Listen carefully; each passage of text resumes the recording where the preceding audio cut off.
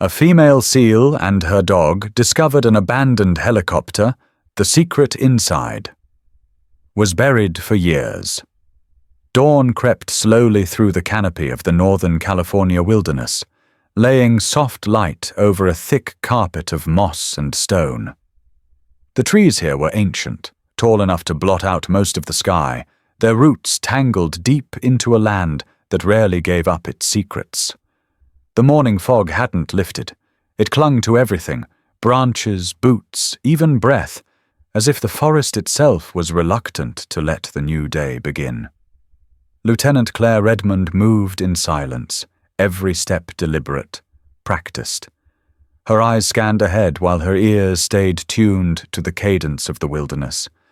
The caw of a raven, the shift of a branch, the absence of wind. She wasn't alone. Just ahead of her, weaving like a shadow through the brush, Diesel moved low and fast, his ears flicking with each shift in sound.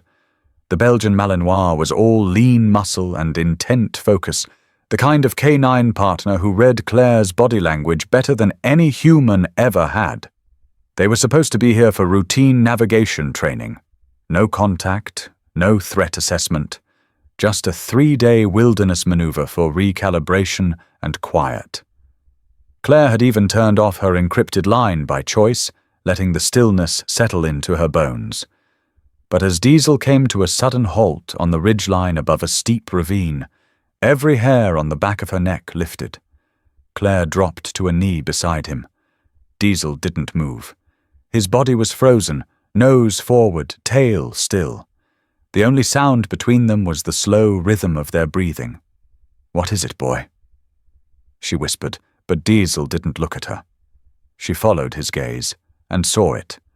Below them, half consumed by undergrowth and camouflage netting so old it had become part of the landscape, was the unmistakable outline of a military helicopter. Not wreckage, not crash debris, a fully intact Apache longbow. Claire blinked once, then again. Her instincts took over. She raised her binoculars and adjusted the focus. The bird had been here for years, coated in grime, overrun with vines, the rotor blades resting like ancient bones. But it hadn't fallen. It had landed. On purpose. There were no scorch marks, no ruptured fuselage, no tail shear. The skids were intact, clean. Someone had put it here and covered it, like they were hiding more than metal. Diesel emitted a low, pulsing whine. Not fear, not uncertainty. Urgency. He stepped forward, body tight, every muscle coiled. Claire's throat went dry. She reached for her secure tablet and quickly scanned nearby military records. Nothing. No logged bird matching the tail silhouette. No missing equipment reports in this quadrant for the past decade. It wasn't just forgotten. It had been erased. She stood. Diesel was already in motion, descending along a narrow game trail, eyes locked forward. She followed him, her boots silent over slick stone. Every sound around them faded. The birds, the wind, even the hum of life that typically filled a forest like this. It was as if the land itself was holding its breath. The closer they got, the colder Claire felt. At 50 yards, Diesel stopped again, nose twitching. Claire scanned the area for signs of traps or tripwires. Nothing obvious. She circled to the pilot's side door. The camouflage netting brushed against her shoulders as she peeled it back and stepped onto the skids. The cockpit window was dusted but unbroken. She peered inside. Still strapped to the control panel was a faded topographic map of eastern Afghanistan. Her breath caught. Red circles marked several remote compounds, and a series of numbers were scrawled in the corner, coordinates and what looked like clearance codes. Not ones she recognized. She opened the door. The hinges gave a soft metallic groan, and the smell of old fuel and dry metal drifted out. Inside, everything was preserved like a time capsule. Dust, mold, no blood, no signs of a struggle. A flight log sat half buried under the co-pilot's seat. She pulled it out, flipping to the last entry. Final test run approved. Deploy quietly. God forgive us. No signature, just a date, 7 years ago to the day. Claire felt the world tilt. She glanced toward Diesel, who was now circling the rear of the aircraft. He stopped at the underside and pawed once, twice, then whined sharply. A very specific sound, the one he had been trained to make when something was concealed but not wired.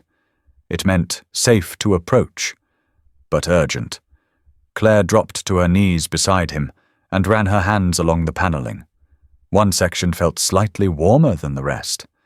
She pulled out a small pry tool from her vest and worked it into the seam. It gave with a soft pop, revealing a narrow compartment that had been built into the helicopter's frame. Inside was a waterproof black case. Slim. Military issue. No labels, no serials. She lifted it gently and turned it in her hands. The weight was wrong for explosives. It felt like paper. Drives. She looked at Diesel. This wasn't abandoned. She said softly. This was hidden. Buried. On purpose. The dog blinked once, head tilted. Claire didn't say it out loud, but the thought hammered inside her skull. This was connected to Wolf. 7 years ago, Captain Mason Wolf had gone missing during a recon op in Kandahar province. He was the last SEAL commander she trusted, a mentor, a man she'd once bled beside. They said he died in a training explosion. No body, no recovery. And Claire had never believed it. Until now, because inside this case, sealed and buried under a helicopter that shouldn't exist, was a photograph. 2 figures standing side by side in dusty fatigues. One of them Wolf, the other, her, a younger Claire Redmond. Before the new name, before the fire, before the scars. She didn't remember taking that picture, but someone had kept it. And now, after all these years, it had come back to her like a ghost with unfinished business. Diesel stepped closer, pressing his side against her thigh, the way he did when he sensed Claire was unraveling. She closed the case, sealed it, and locked eyes with her dog. "We're not supposed to be here," she whispered, "but we're exactly where they didn't want us to go." Diesel sat, alert, waiting for the next move. Claire turned toward the forest. The trees stood silent, tall and watchful. She didn't know it yet, but they weren't alone anymore. Claire moved like muscle memory. Every step, every breath calculated, but beneath her control was a storm building fast. She swung up into the cockpit and crouched low, sweeping her light across the instruments with a trained eye. Dust lay thick across the controls, but everything was still intact. No signs of fire damage, no impact fracture, no water intrusion. The cabin wasn't dead. It was dormant. She reached for the seatbelt buckle and paused. The harness was still clipped, not buckled hastily, not torn away. Whoever had flown this bird had landed it here, then walked away. Maps were still strapped to the kneeboard. Claire unfastened them carefully. Afghan topography, red-circled villages, compound layouts, call-outs scrawled in grease pencil. One name appeared again and again in small print beside a half-burned corner of the page. Coast Sector, Test Zone A. Her mouth went dry. Behind the pilot's seat, something metallic glinted under a layer of canvas. She pulled it loose. A logbook, military issue. She thumbed through the pages. Most of the entries were standard ops language, fuel checklists, flight corridors, weather data, but the final page stopped her cold. Mission confirmed. Obsidian Halo package armed. Secure drop successful. Do not report. Final entry. God forgive us. No name. No initials. Just the handwriting of someone who knew they were leaving something behind. Claire's throat tightened. She didn't need the name. She already knew who had written it. Captain Mason Wolf. She'd recognize his handwriting anywhere. The capital W like a crooked tent pole. The final period always printed heavy. It hit her like a punch to the ribs. Wolf had been gone for 7 years, declared MIA in a black-flagged operation that no one in her command ever fully explained. The man had trained her, fought beside her, died. At least that's what they told her. But now she was inside the cockpit he had flown last, reading his words, holding his final message. She leaned back against the seat and shut her eyes for a second longer than she should have. Diesel's bark sliced through the silence. Not a warning, a find. Claire was out of the cockpit in a blink. Diesel stood near the front skids, his nose pressed to the side of the fuselage beneath the co-pilot seat. He pawed once, stepped back, then stared at her intently. She dropped beside him, brushing leaves and grime away from a seam in the hull that didn't quite match the factory lines. Gloved fingers found a hairline crack running along a square panel. Too clean to be damage. A compartment. She pulled out her multi-tool and pried at the edge. The panel creaked, then gave with a metallic pop. Inside, wrapped in a waterproof tactical shroud, was a flat titanium case with recessed biometric locks. She stared at it, heart pounding. No ID tags, no marking. But the weight of it, whatever was inside, wasn't meant to be found. "Who were you hiding from, Wolf?" She muttered. Diesel let out a low, vibrating woof. He paced behind her, then sat, gaze fixed on the forest again. Not relaxed, guard mode. Claire slung the case into her pack and sealed it. She turned and looked back at the Apache. The rotors were still, but the aircraft carried the weight of unfinished orders. She could feel it. Like the machine itself had witnessed something it couldn't unsee. The kind of silence that wasn't peace. It was suppression. She climbed back into the cockpit. One last sweep. Taped to the overhead visor was a photograph. Corners curled, color faded. It showed Wolf standing beside a younger woman in dusty camis and a ball cap. Her face was half-shadowed. She had her arm around Wolf's shoulder like they were partners, equals. Claire stared. It was her. Hair a little longer. Pre-burned scars. Afghanistan, probably late spring, judging by the sun-bleached gear. She had no memory of this picture. But Wolf had kept it. Carefully, she peeled it from the visor and tucked it inside her vest. Her hand lingered on it for a beat before she snapped herself back to focus. She whispered, "I don't know what you left for me, Wolf, but I'm listening." Diesel shifted behind her. He hadn't taken his eyes off the tree line. Then, from somewhere in the distance, the faintest crackle of static echoed, like a suppressed radio transmission just out of range. Claire froze. She slowly reached for her comm unit, but the screen was dead. No signal. She checked her satellite phone. Also nothing. Both had been functioning just hours earlier. Diesel stood now, tail stiff, ears forward. The wind picked up slightly. That's when Claire saw it, through a narrow break in the trees across the ravine. A flash of movement, then another. Too smooth to be hikers, too quiet to be casual. Her instincts fired instantly. This was no coincidence. They weren't the only ones in the forest anymore. Claire crouched in the shadows beneath a low overhang of granite, her fingers working quickly to wipe away any trace of her path. The forest had grown quieter. Not naturally. The silence had a shape to it now, angular, forced, like something was holding the trees back from speaking. Beside her, Diesel stood rigid. Not nervous. Not confused. Focused. She trusted that stance more than she trusted her own instincts. Diesel didn't react to ghosts. She unlatched her pack and pulled out the titanium case they had found hidden in the Apache. It was standard military design, compressed frame, temperature-sealed, impact-resistant. But the lock was something else entirely. A flush biometric sensor sat on the side of the case, integrated into a fingerprint pad with an embedded retinal scanner. 2 forms of ID. No key. No passcode. Claire stared at it, Heart thudding. These cases were never meant to be opened in the field. You either had the credentials or you didn't. She didn't, but she knew how to get past it. From a side pouch, she removed a slim black tool roll and unwrapped it.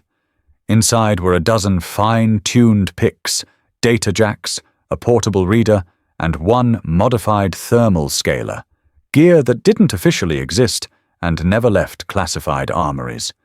She hadn't used this kit since Kandahar, since the fire. Diesel shifted beside her, nose twitching towards the wind. "Give me 5 minutes, boy," she whispered, laying the case flat across her lap. She worked fast, disabling the biometric sensors without triggering the deadlock failsafe. Her hands were steady, but her chest was tight. Not from fear, from something deeper, anticipation, dread. The lock clicked open. She cracked the seal. Inside, nestled between thermal-insulated foam layers, was a slim hard drive encased in carbon polymer. Next to it, 3 paper-thin data sheets, each embedded with encrypted overlays, and a single folded document with a red stripe at the top. Clearance level, Umbra Black. Her gut twisted. She didn't need to read the whole thing to understand what she'd found. Obsidian Halo. She hadn't heard those 2 words in almost a decade. Not out loud, not since the operation that left 42 civilians dead in a village they'd been told was a weapons depot. Not since the day she watched her world burn and barely crawled out alive. She remembered the choking heat, the air turning solid in her throat. Bodies collapsed mid-run. Silence falling too fast, too total. Buildings left untouched while people inside them dropped like marionettes with their strings cut. They said it had been a gas leak. Claire had never believed that. She had carried those screams with her ever since. Now the proof was in her lap. Diesel let out a low growl. Claire looked up fast. A shadow moved through the trees. She ducked instinctively, pressed her back to stone, and slid the case into her pack. She scanned the canopy, her pulse spiking. Whoever was out there moved like they belonged, but without the sound that should have followed. No branches snapped, no crunch of underbrush. They weren't hikers, and they weren't on her side. She checked her comms unit. Dead. She tried the backup satellite phone. Also dead. Signal strength showed full bars. Jamming. She exhaled through her nose and glanced at Diesel. He was already facing the opposite ridge, head tilted towards the air. His breathing had slowed. Waiting. They had trained for this. No signal meant someone didn't want this discovery reported, which meant whoever planted the Apache hadn't expected her, or anyone, to find it. Not now. Not after all this time. And certainly not with a survivor at the controls. Claire made a decision. She slid the data sheets into the front pouch of her vest, secured the drive inside a reinforced pocket, and signaled Diesel with 2 fingers. Perimeter sweep. Silent. Fast. He vanished like a ghost, his body gliding low through the brush. Claire pulled out her GPS and checked coordinates. The closest extraction point was 30 miles southeast, too far, too exposed. She needed elevation. And time. She needed to buy enough hours to process the data and figure out who to trust. But most of all, she needed to get this case somewhere it couldn't be erased. From her hip pouch, she pulled out a thermal blanket, wrapped it over the outside of her pack, and began the ascent to the ridgeline. Her legs moved on automatic, lungs burning as she climbed, each step pulling her deeper into the cold clarity of mission mode. At the top, she crouched behind a fallen log and looked back down into the valley. The Apache sat like a forgotten monument, camo netting fluttering in the wind. But now, 3 new shapes were moving around it, too deliberate to be wildlife. Tactical gear, no unit insignia, no identifying patches. One of them held a directional antenna, looking for a signal that should have come from her. Claire lay flat against the earth, her heartbeat loud in her ears. Then from her left, Diesel returned. Fast and silent. His eyes met hers. He didn't bark, he didn't have to. She knew exactly what that look meant. They were being hunted, and it wasn't over a missing helicopter. It was the contents of the case. Obsidian Halo hadn't been destroyed. It had been buried. And now that she had found it, someone was prepared to make sure it stayed that way. No matter the cost. The forest had a different voice at night. Sounds stretched longer. Branches creaked lower. The mist that once felt ethereal in daylight now clung to Claire's skin like wet gauze. Every movement had weight. Every decision, consequence. She lay prone on a ridge 30 yards above the Apache, eyes behind a pair of low-light goggles. Diesel crouched beside her, his body molded to the earth, not even his tail twitching. They'd been watching for over an hour. Waiting. Below, the first figure appeared. No announcement, no approach. Just a shadow that slipped through the undergrowth with the ease of someone trained not to be seen. Then a second. Then a third. All of them dressed in matte black gear. No unit patches, no name tags, helmets with dark visors. Movement tight, coordinated, practiced. Claire didn't need insignias to know what she was looking at. Special ops, but not registered. Diesel's ears tilted toward the valley. His breathing changed, slower, more focused. He didn't growl. That told her more than any voice ever could. They weren't here to secure the crash site. They were here to erase it. Claire tracked. The lead figure threw her scope. He paused beside the helicopter, crouched, and scanned the ground with a handheld device. Radiation, electromagnetic residue. They were sweeping for residual signatures, hers included. No one moved like that unless they already knew something was missing. Diesel lifted his head a fraction. A glance. Claire tapped his flank once, silently, and the dog retreated into the dark. The plan had to change. They couldn't go back to the Apache. Couldn't go forward to the highway. It was too exposed. That left the mountain spine to the north. Rough terrain, but fewer approach vectors. And more importantly, places to vanish. Claire reached into her side pouch and pulled out a scent decoy capsule, cracked it between her fingers, and smeared the synthetic oil along her gloves and the hem of her shirt. She tossed the broken capsule east, where the trail split, then took Diesel's lead and began cutting west. They moved low, zigzagging, doubling back, laying a false trail the way they'd practiced 100 times before. But this wasn't training anymore. This was survival. Diesel darted ahead, veering left through a thicket of manzanita. Claire followed, boots whisper quiet on the forest floor. Twice she dropped and froze as movement brushed the edges of her hearing. But it wasn't deer or coyote. It was footfall, measured, careful, wrong. They were tracking. An hour passed in careful silence. By the time they reached a narrow ravine, the clouds had thickened overhead. Diesel halted at the edge, sniffed the wind, and then slowly looked up. Claire followed his gaze. A drone. Silent. Small. Pattern sweeping between the trees. She dropped flat and pulled Diesel under a rocky outcrop, just as a narrow beam of light passed within feet of them. The drone paused, hovered. Claire held her breath. Diesel didn't move. His eyes locked on the sky, completely still. He didn't even blink. After 30 seconds that felt like an hour, the drone moved on. Claire let the tension bleed from her lungs. But the message was clear.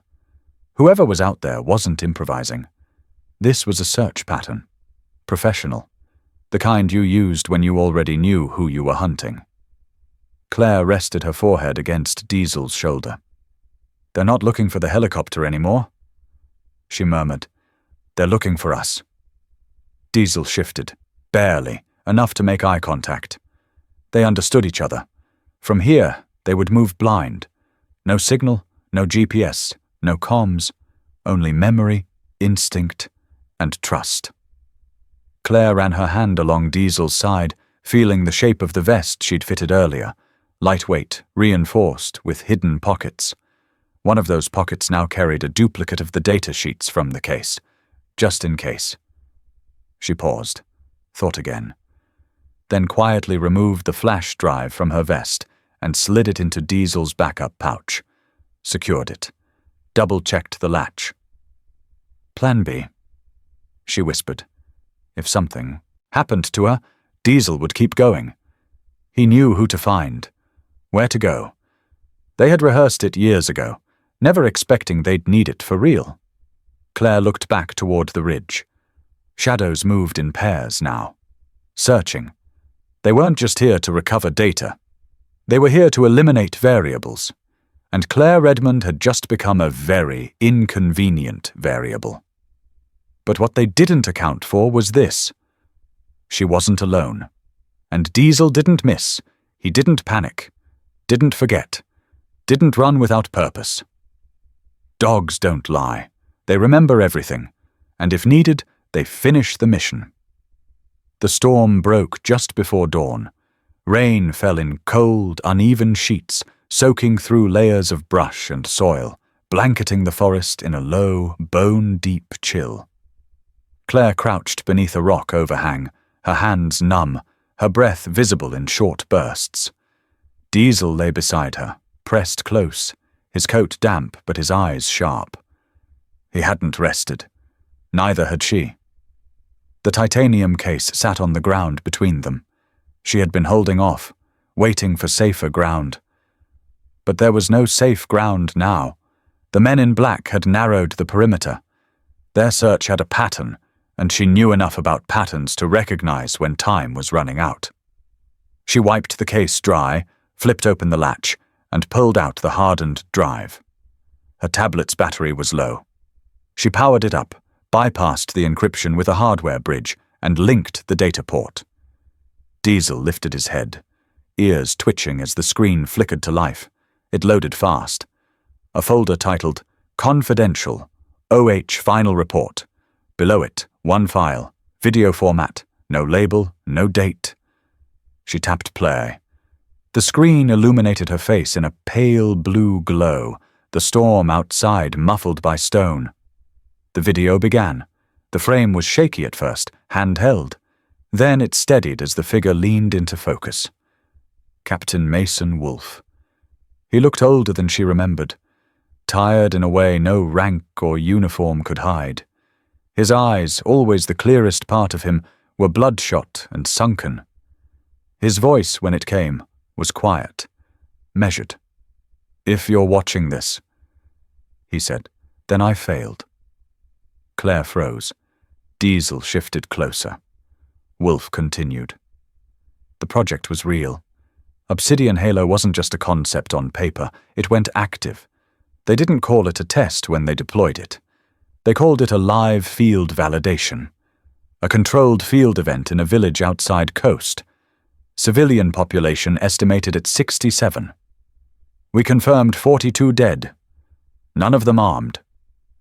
He blinked slowly, like the weight of memory was trying to drown him mid-sentence. Obsidian Halo wasn't a gas. It wasn't fire. It was engineered oxygen depletion. They dropped a device into the center of the village. It created an atmospheric vacuum, no sound, no visible effect, just silence, and then collapse. People dropped mid-step, inside buildings, on rooftops, in the fields, dead in seconds. He looked down. When I tried to report it, they sealed the file, rewrote the after-action report, called it an insurgent ambush. My request for a court-martial investigation was denied. I was told it was above clearance. A bitter smile flickered across his face. I told them I was keeping records, that I wasn't going to let it go. They didn't threaten me, not directly, just reassigned me, then reassigned again. Then came the black orders, and that's when I knew my time was up. The video shifted slightly. Wolf reached off screen and held up a small, charred patch. It looked like part of a uniform insignia. She recognized it instantly. Doctors Without Borders. Claire felt her chest tighten. Wolf looked into the camera one last time. They knew someone survived. A civilian. A woman. She was listed among the dead, but no body was recovered. I found the field report. Burn trauma, mid-20s. And I knew it was you, Claire. Her breath caught. You were the only one who ever challenged me, who refused to follow blindly. If you found this, then finish what I couldn't. Don't let them bury it again. A distant sound, rotors, rose in the background of the video. Wolf's eyes shifted towards the noise, his expression tightening. I don't think I have much time. He reached off camera, then looked back. You trusted me once. Trust me now. Get this to someone who still remembers what the oath meant. The video cut to black. Claire sat in silence, rain tapping against the rock above her. Diesel lay with his head across her boots, unmoving. She had suspected. She had pieced it together over the years. But nothing compared to hearing Wolf say it out loud, confirming what she'd lived through, what they'd both lost. 42 civilians, including children, aid workers, her team.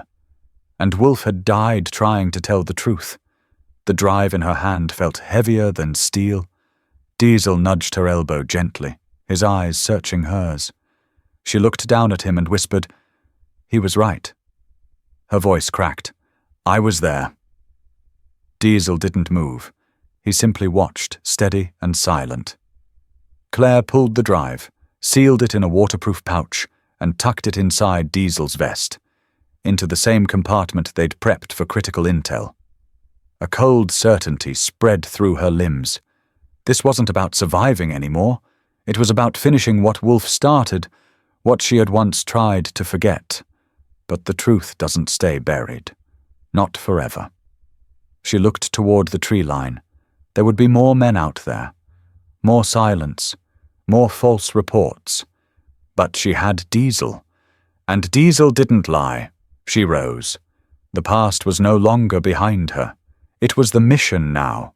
The rain had eased by midday, but the fog clung to the forest like it refused to let go. Claire moved in silence beneath the canopy, Diesel just behind her, paws silent against the wet earth. Each breath she took burned a little deeper now, each step pulling her closer to the line she couldn't come back from. They were boxed in. Whoever was running the operation had sealed the perimeter. She'd seen the signs, movement along the ridgelines, a drone overhead that looped the same arc 3 times too slow to be recon only. Even Diesel had gone stiff, his body speaking the kind of warning she couldn't afford to ignore. Extraction was no longer an option. Not for both of them. Claire stopped at the base of a granite outcrop and scanned the tree line one last time. Then she turned to Diesel and crouched low, hands already moving to the front straps of his tactical vest. Time for Plan Echo. Diesel didn't flinch. He never did. His brown eyes locked onto hers, steady and calm, but Claire could feel the tension in him. He knew what this was. She reached into the chest pouch of her own vest and pulled the waterproof intel packet, the drive, Wolf's video, and the secondary verification documents, and slid them into the hidden inner compartment along Diesel's ribs. She triple-checked the Velcro, adjusted the weight balance, then sealed the flap. "Go to Albright," she whispered, voice barely audible. "Same route we trained for. No contact. Do not stop. Do not wait." Diesel's ears perked, a slight tremble in his shoulder. Claire leaned her forehead to his for a moment, eyes closed. "You finish this. If I don't make it out, you finish it." Then she pulled back, gave a series of short hand signals. Diesel hesitated. Claire locked eyes with him and nodded once. "Now." He took off into the trees like a bolt, every stride calculated, silent and fast. In seconds, he vanished into the mist, like the forest had swallowed him whole. Claire turned the opposite direction, heart hammering. She moved toward the only open path left. The highway. It cut through the northern edge of the forest, an empty two-lane ribbon, usually dead quiet except for the occasional logging truck. Today it felt like a stage, wide, exposed. She knew it was a trap, and she was walking right into it. She stepped out of the trees and onto the pavement. The silence was sudden. Then engines roared to life. Black SUVs emerged from both ends of the road. Not civilian, not military-marked either, just clean, silent, and precise. They boxed her in, stopping 30 yards from either side. Claire didn't move. From the nearest SUV, the back door opened. A man stepped out. Tall, clean-cut, uniformed, but without name tags or insignia. His silver hair was trimmed to regulation. His boots were dry. She knew the face. Colonel Ryland Graves, the man behind Project Obsidian Halo, the architect of the lie. Claire had never met him in person, but she'd studied enough field reports, seen enough redacted documents to know exactly who he was. And now, here he was, in the flesh.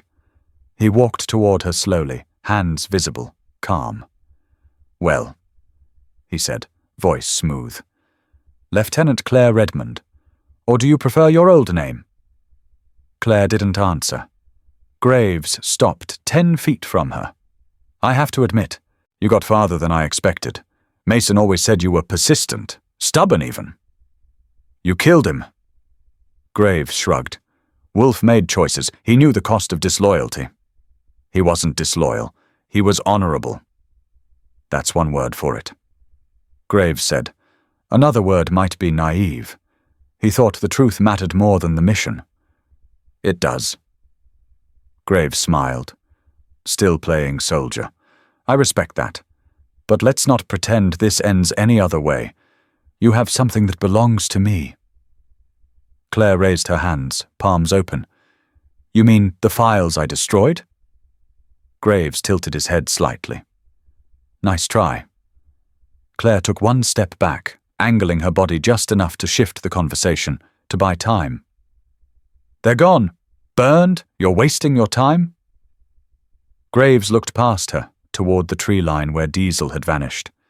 He smiled again, but this time there was no charm in it. You sent it with the dog. Of course you did. Claire's blood went cold. He raised his hand, and the SUVs shifted. More men emerged, tactical gear, suppressed weapons, no identifiers. You've made this harder than it needed to be, Graves said, but not impossible. We'll find him. You're not the first to try and expose us. You won't be the last to fail. Claire tightened her jaw. She felt the weight of her empty vest, the phantom pull of the case now carried by the one soul she trusted. You won't find him. Oh, I think we will. And when we do, this ends quietly. No headlines, no investigations, just another training accident in the woods. Claire stepped forward now, closing the space between them. Close enough to see the cold calculation in his eyes. You think you're still in control, she said, but you missed something. Graves raised an eyebrow. I'm not here to win. I'm here to distract you. From the woods, far behind the SUVs, a sharp, clear whistle cut through the fog. Graves froze. Claire smiled. That wasn't mine, she said softly. The air shifted. Everything changed. And Graves realized, too late, the bait was never the drive. It was him. The moment hung there, dense, static-charged, forest-heavy. Claire didn't move. Graves, 10 feet away, turned his head toward the sound that had sliced through the fog. The whistle, crisp and sharp, rising above the hum of idling engines and breath held too long. He knew that sound. It wasn't a field call. It wasn't hers. It was a signal. Diesel's signal. Graves stiffened. You planned this. Claire's voice was even. I survived the village, Colonel. What made you think I wouldn't survive you? Graves exhaled, the edges of his composure cracking just enough for her to see it. The mask was slipping. For the first time, the predator in him looked uncertain. Then came the shuffle of boots. 3 figures emerged from the tree line beyond the SUV. Diesel appeared first, coat wet, mud caked along his chest. Rig. His stride was firm, eyes locked on Claire. The vest he wore was missing its internal packet. The drive was gone. Right behind him came a woman in a dark windbreaker, federal badge laced around her neck, hand already hovering near the butt of her holstered sidearm. She raised her voice. Colonel Ryland Graves, I'm U.S. Marshal Elena Voss. You're under investigation for multiple counts of unlawful weapons development, obstruction of justice, and conspiracy to commit war crimes. Graves spun, disbelief cutting across his face. 2 more figures stepped out behind her, camera crew, independent journalists. One already had his rig recording. The red light blinked like a countdown. You can't be serious, Graves said, turning back toward Claire, but Claire was already lowering her hands. I triggered the drop 6 hours ago, she said. Secure protocol. If I didn't check in, the data went out. Full files, Wolf's video, every classified report you buried. Voss moved forward, badge high. Her voice was calm but firm. We have a federal injunction. You're being detained for questioning under direct order from the Attorney General's office. Claire could feel the moment shift in real time. Graves' team, his silent, masked operators, stood still for a heartbeat, caught between 2 chains of command. One federal, one off the books, the kind of standoff that ended in paperwork or blood. He turned toward them. Stand your ground. But they hesitated, and then, slowly, 2 lowered their weapons. Voss didn't blink. Your mission's over, Colonel. Graves looked back at Claire, something ancient behind his eyes. Rage, maybe regret, maybe fear. You have no idea what you've unleashed. Claire's voice dropped. No, I just stopped what you thought you could keep buried. He took a single step toward her. Diesel growled low. Not a bark, not a show. A threat. Graves stopped. Voss nodded to her team. 2 marshals moved in. Zip cuffs clicked behind his back. One of the journalists kept the camera steady, his lens tight on Graves's face. Claire finally allowed herself to breathe. Diesel came up beside her, nudging her thigh with his shoulder. She ran a hand down his back and felt the tension still locked in his spine. He'd run the mission, delivered the files, led the marshals back. Every second of training, every trust fall they'd ever rehearsed, it had all led to this, and he had brought the truth back. Voss turned toward Claire. You're a tough woman to track. I had help, Claire said, nodding toward Diesel. Voss gave the dog a look of respect, then turned back to Graves as her deputies read him his rights. Claire stepped closer, eyes fixed on the man who had once tried to erase her existence with a weapon no one was supposed to remember. You thought I died in that village, but you missed something. Graves didn't answer. I didn't die, she said, voice steady. I got out, and I remembered everything. He looked up, fury simmering. Claire met his gaze and added, and now the whole world will too. Voss motioned to her team. Graves was led away, the camera still rolling. The marshals moved with quiet efficiency, working like people who knew how fast a moment like this could disappear. Claire stood in the center of the highway as the wind shifted. The fog began to lift. Behind her, Diesel sat at attention, body alert, head high. The one who ran, the one who came back. Not just a dog, not just a soldier's partner, proof. That truth always finds its way home.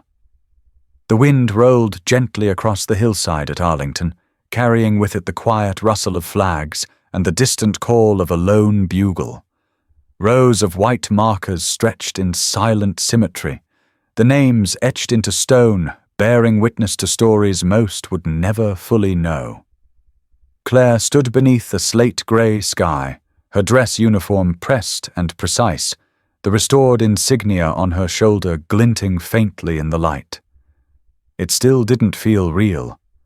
The formal reinstatement had come through 48 hours ago. Full restoration of rank. Full clearance of record. Her old name returned. Major Claire Wolfe. The name had been erased for 7 years. Buried, like the others. But now, under orders from the Joint Chiefs, it was back in the official registry. Not because of politics, not because of favors, because of truth. The honor guard stood at attention in perfect formation. The flag-draped casket lay centered before the open grave. Riflemen waited along the edge of the grass, faces solemn. The only sound was the shifting of boots and the occasional whisper of breath. Beside Claire, Diesel sat motionless. His posture was proud but subdued, head level, ears relaxed, eyes fixed on the casket. He wore a dark ceremonial vest, the kind used for formal events. No patches, no distraction, just the lean frame of a war dog who had seen too much and stood through it all.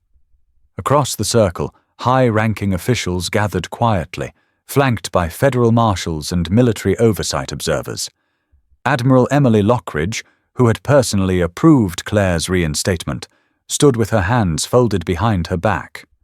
At exactly 0900, the bugler raised his trumpet and played taps. Claire didn't blink. The sound pierced through more than air. It moved through years, through loss, through fire and silence and the cold, smothering stillness of that Afghan village, through everything that Wolfe had tried to stop, and everything Claire had refused to forget. The final note drifted off, and the honor guard moved into position. 6 rifles, 3 volleys. Each shot echoed across the cemetery like punctuation marks on a sentence too long delayed. After the final volley, a young Marine in dress blues stepped forward and folded the flag. His hands were precise, deliberate, crisp. He walked the folded triangle over to Claire and placed it into her arms. On behalf of the President of the United States, the United States Marine Corps, and a grateful nation, please accept this flag as a symbol of our appreciation for your husband's honorable and faithful service. Claire took the flag with steady hands. The Marine didn't flinch as he said it. Your husband. It wasn't accurate in the legal sense, but it was right. She turned to the casket and took one step closer. From her breast pocket, she withdrew the old photograph, the one that had been taped inside the Apache, faded and curled, a moment frozen from a life before. It showed her and Wolfe in camis, boots in the dirt, grinning, shoulder to shoulder. The sky in the background was open and clear. The sun was high. They looked untouchable. She placed it gently on the casket, just above the engraved plaque. Captain Mason Wolfe, United States Marine Corps, defender of the oath. Claire spoke quietly, more breath than voice. You told the truth. I made sure they heard it. She knelt then, a slow, deliberate motion, and laid the flag against the casket just for a moment, her hand still on it. Diesel moved beside her, resting in a sphinx-like posture. A quiet sentinel. Around them, the observers gave space. No speeches, no eulogies, just silence and presence. Claire looked straight ahead, voice low. Everyone thinks the war ends when the guns go quiet. But you and I, we both know the silence is where the real battle lives. Diesel let out a soft exhale, deep and slow, like he understood. She sat back on her heels and touched the edge of the casket one last time. The metal was cool beneath her fingers, but not distant. This wasn't closure. Nothing ever really closed. It was something else. Accountability, recognition, a final salute, 7 years late, but not too late to matter. Admiral Lockridge stepped forward as Claire stood. The Ethics and Oversight Division is moving forward, she said. They'll need a commanding officer who understands what it means to stand alone. Claire didn't answer right away. Her gaze stayed on Diesel. He looked back at her, waiting. She finally nodded. Then let's make sure it doesn't happen again. Lockridge gave a single, quiet nod, then turned away to let her have the space. Claire placed one hand over her heart, then touched Wolf's plaque again. Diesel remained beside her, still and alert. No ceremony, no command, just loyalty. They stood together as the casket was lowered, the straps moving slow and smooth. When it was done, Claire and Diesel stayed behind as the others faded down the path. Rain started again, light and steady. She didn't move. Neither did Diesel. This was the place Wolf had been denied for 7 years. Now it was his. And every second from this point forward, Claire would make sure the world remembered why. 6 weeks later, the secured wing of the Pentagon buzzed with the quiet hum of purpose.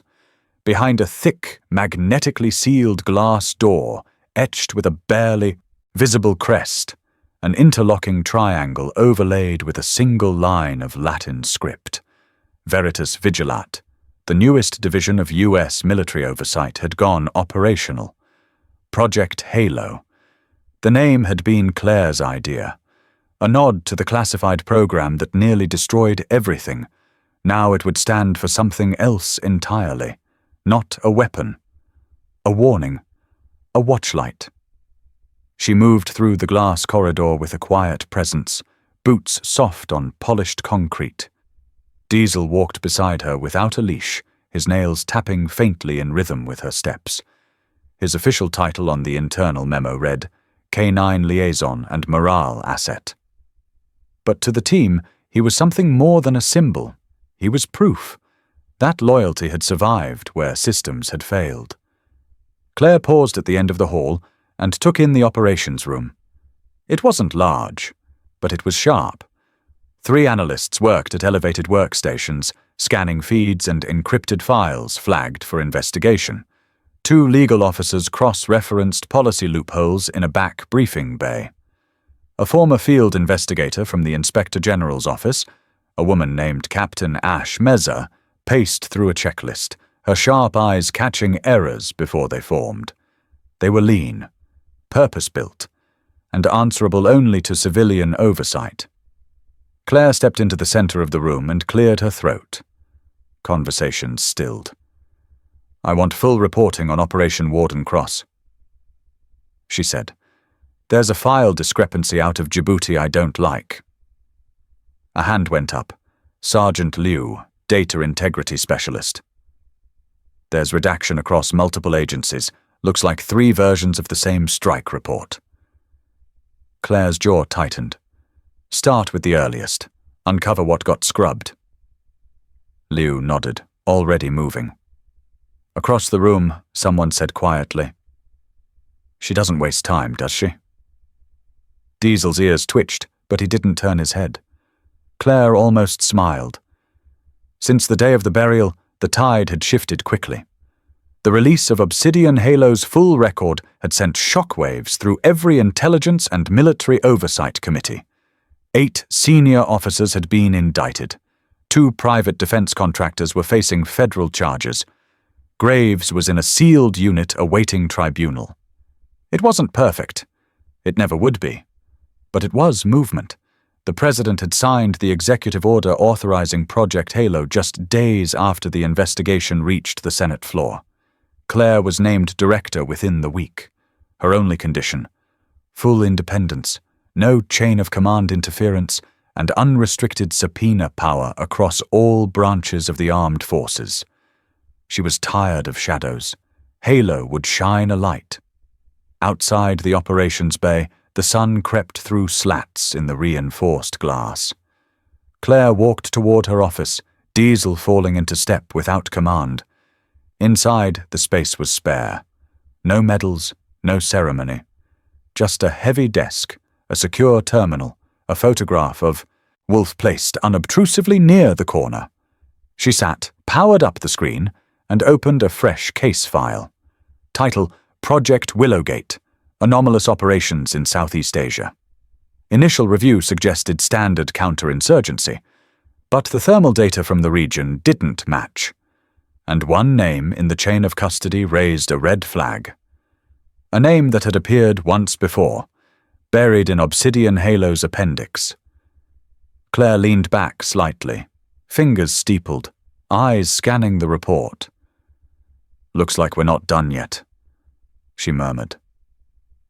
Diesel let out a low breath from where he lay near the door, head on his paws, but eyes wide open, always listening.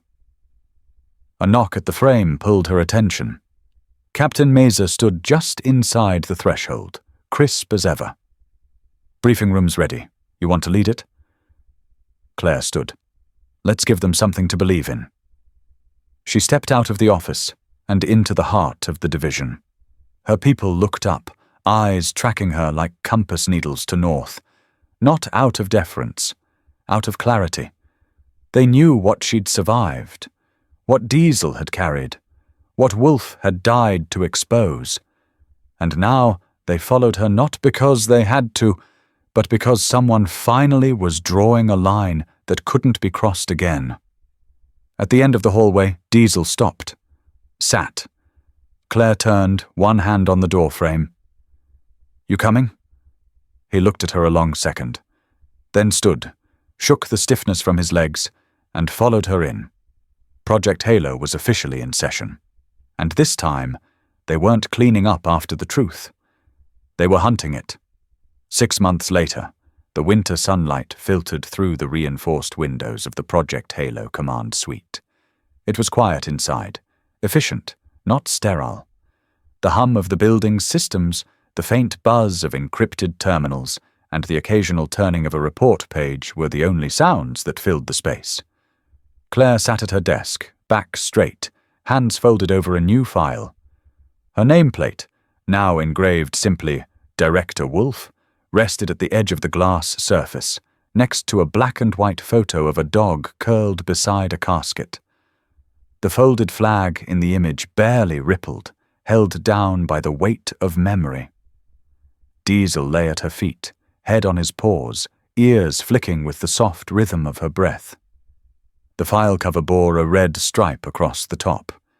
The title: Southeast Asia, Clearance Bypass Suspected. It had arrived without fanfare, routed through internal channels. Just another folder in a sea of after-action reports and irregularity logs. But Claire had learned the hard way. Truth rarely rang bells when it showed up. Most of the time, it whispered. She opened it carefully, eyes scanning the top sheet. Operational overlap, suppressed drone telemetry, an unregistered strike team moving under dual flag clearance, private military contractors operating under U.S. logistical support without proper oversight. It read like the early pages of Obsidian Halo all over again. Except this time, she was on the other side of the wall.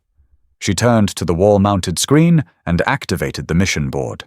Files appeared across the glass, each one tagged with red or yellow priority markers. She dragged the new file into the active threat quadrant. Then she leaned back and let the silence settle. Diesel shifted slightly but didn't look up. She reached down, ran her fingers along the graying edge of his muzzle. "You ready?" she asked softly. His tail thumped once against the floor. The two of them had changed since the forest.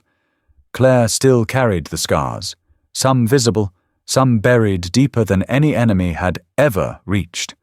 But she wasn't hiding anymore. And Diesel, while slower on the stairs now, still caught things her team didn't, still moved with purpose, still watched the door long after others relaxed. They weren't chasing ghosts, they were tracking patterns, and this new case had the scent of something rotten. Claire stood and slid the file into her messenger bag. As she zipped it shut, she paused.